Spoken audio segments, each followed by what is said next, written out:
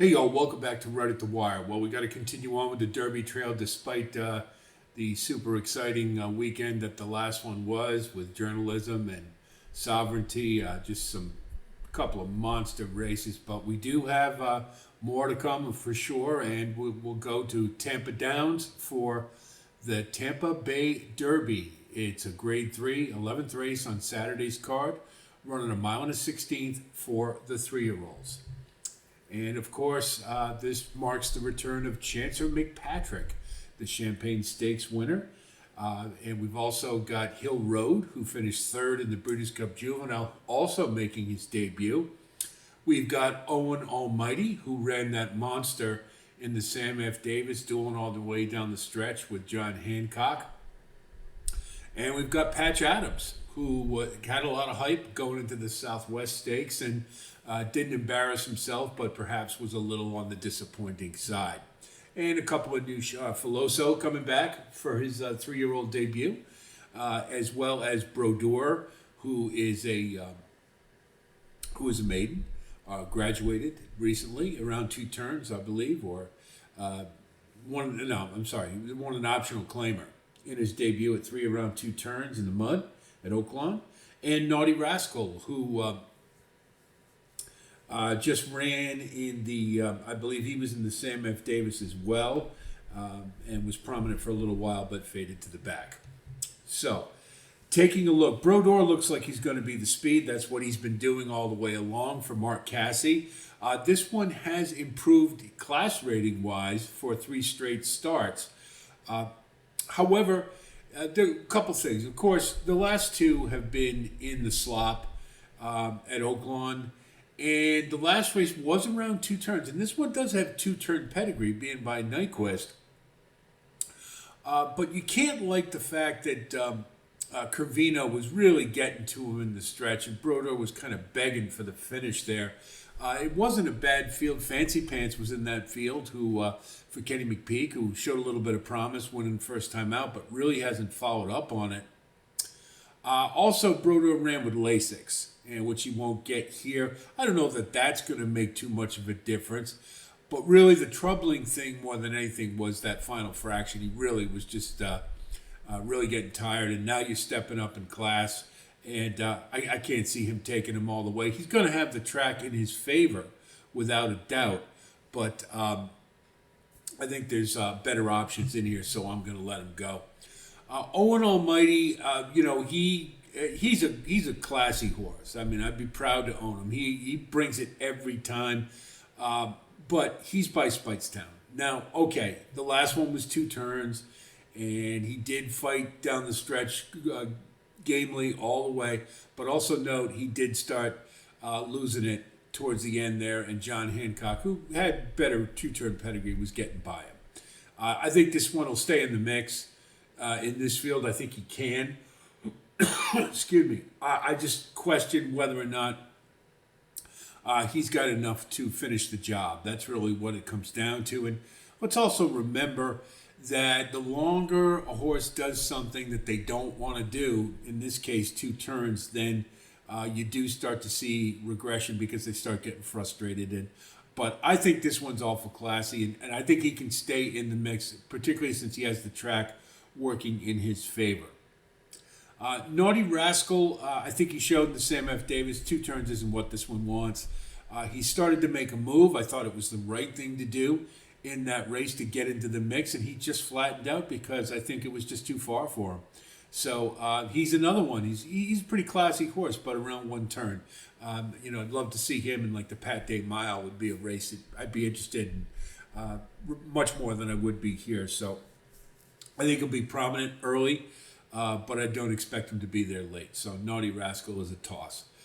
Now, we come to Patch Adams, and certainly he had a lot of pub going into the Southwest Stakes, and I didn't think he ran badly at all. If you consider it was his first stakes race, he hopped at the break, and I think that kind of set him back a little bit because, he's still kind of young. It was only his 3rd start, I believe. But once he got it going, he did just fine. He just wasn't.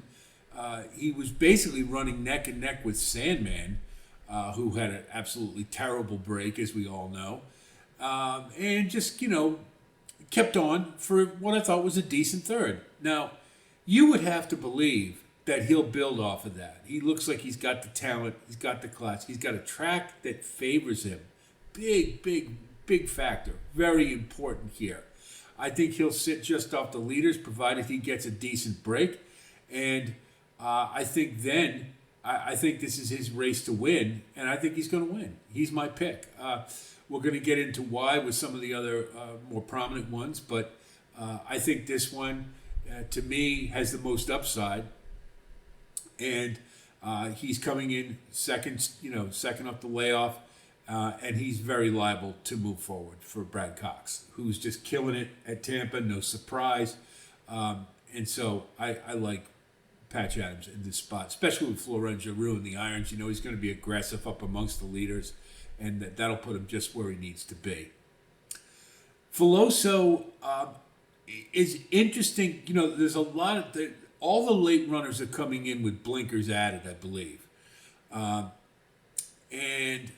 Filoso is one of them. And to me, this is a horse that showed a little something last year. When the waters got a little deeper, though, he kind of started to fade. And let's go back and think about that Jockey Club race. It really hasn't come back very good.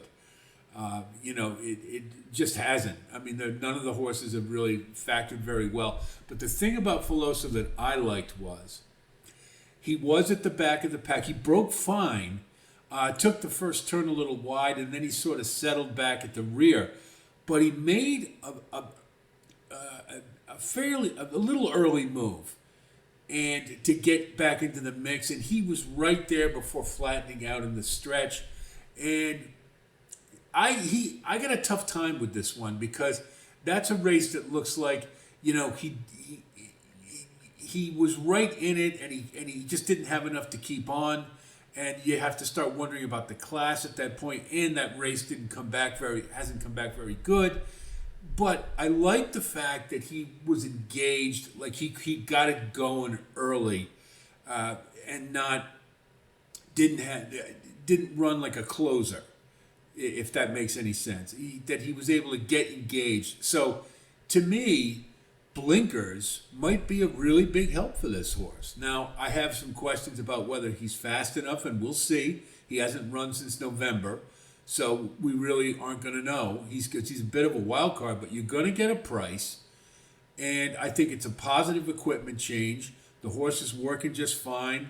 And Chad Summers, sneaky good trainer in these type of races. So I'm going to use Filoso. I think he's more a candidate for underneath.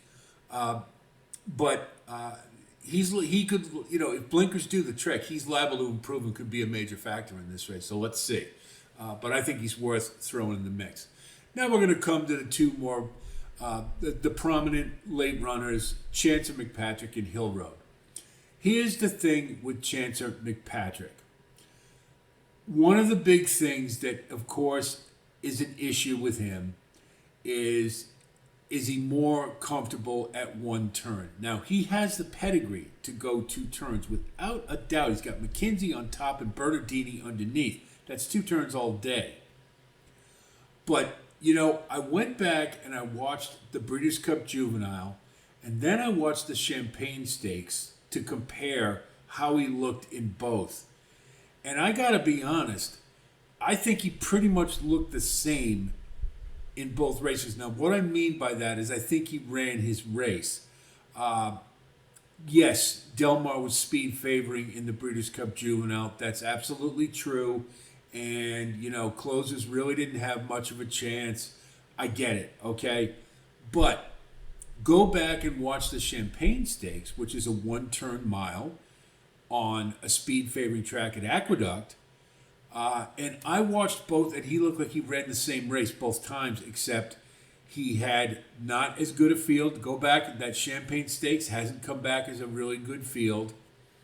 And honestly, the Breeders' Cup Juvenile hasn't really come back very good, save for Citizen Bull. Everybody else has been, Jonathan's Way, East Avenue. There's a lot of horses in there that really haven't come back to do much. So that said, I look at this race, and you've got a horse who likes to come from off the pace on a speed favoring track where in his 1-2 turn effort, he ran his race and really wasn't able to factor terribly much. I'm just not so sure this horse is A 2-turn horse, and B, he may not be what he's cracked up to be. And I think maybe he gets a little bit more attention because he's trained by Chad Brown. Now, I could be completely wrong. I want to stress that. We just don't know. Let's see. Maybe he's filled out at 3. Maybe he's they've worked it out so that he will be more engaged in the race. And if he is, and he can put together that late run that we've seen around 2 turns, he's dangerous in here. And can he win the race? Sure. I'm betting against it. I just didn't, I always am reticent to get excited about 2-turn horses going into 2-turn races when they come from behind in 1-turn races. And this may be that kind of horse. He could very well be another Blazing Sevens, or he could be Good Magic. I'm betting on the former. And so I'm going to bet against Chancer McPatrick, who's likely to be a very short price. I know Flavian Pratt's staying on him instead of Patch Adams. I get it. I understand. But I saw enough there to not get overly eager to bet Chancer McPatrick to win, coming off the bench, hasn't run since November, at a really short price. So if this is the time to beat him, I think this is the time to beat him. So I'm going with Patch Adams. Now, Hill Road, conversely, I liked what I saw from him in the Breeders' Cup Juvenile. This is a classy horse. Granted, he ran some classy races on turf, but hell, his first dirt effort, I liked the way he carried himself. I liked the way he was moving down the stretch. To me, of the two, and he's getting blinkers. Now, Chad Brown trains him as well. And it's rather interesting that, I think there was some scuttlebutt about he was going to go back to Europe, and then all of a sudden they decided to pivot and send him back to the States and give him to Chad Brown. So, to me, those are some pretty good signals that they're expecting stuff. Amo Racing, who owns Hill Road, tends to be a little aggressive. And we've seen them be overly aggressive with some horses. New York Thunder comes to mind, and which I don't even want to remember that race. But I liked what I saw from the Breeders' Cup Juvenile. I mean, he was the only closer who really made any significant ground up in the stretch. So if I have to take a late runner, I'm going to take one where I know I'm going to get a better price than Chancer McPatrick, who perhaps may be a better prospect around 2 turns. And he's the other Chad Brown, if you need anything extra to think about. So for those reasons stated, I like Patch Adams in this race. So for our wagering strategy, we're going to go with Patch Adams, who hopefully will get, he should be maybe the second or third choice in the betting, and hopefully we'll get a little bit of a price. We'll give him to win. And because it's more of a speed favoring track, I think Owen Almighty, could possibly hang around and up for second. So we'll go 7-1. And then I'm going to go 7-3. We'll go 7-2 with Chancer McPatrick for the saver. And then we'll go 1-3 on top over 7. Because I think the 3 key horses for me, Owen Almighty, Hill Road, Patch Adams. Owen Almighty primarily on class, because he's just a very classy horse. So then we'll do the trifecta. We'll go 7 on top with 1-3, 1-3. Then we'll go 7 with 1-3 with 1-2, 3-5. And then we'll just do a straight 1-7 with 1-2, 3-5. And I'm confident that that those are the horses we want in this race. Where they finish, we don't know. But I think, again, I think there's a lot of reasons to try to beat Chancer McPatrick here, and I think Patch Adams has a much better shot at taking this one down, which should be a pretty good betting race. Should be well contested, I think, for sure. So I hope our analysis helps you with your own wagering strategy. I wish you the best of luck as always. And certainly if you do like content like this, of course, please like and subscribe. And thanks to all of you who have come on board. It's going to be, I believe it's an all-stakes pick 5 at Tampa on Saturday. We'll be taking a look at that, possibly for sequence posting. We've also got the return of Torpedo Anna at Oaklawn, so we may shift over there for the sequence, but we'll certainly be keeping all eyes on Tampa Bay for this one. So that's it from here. I'll talk to you soon, and until then, be well.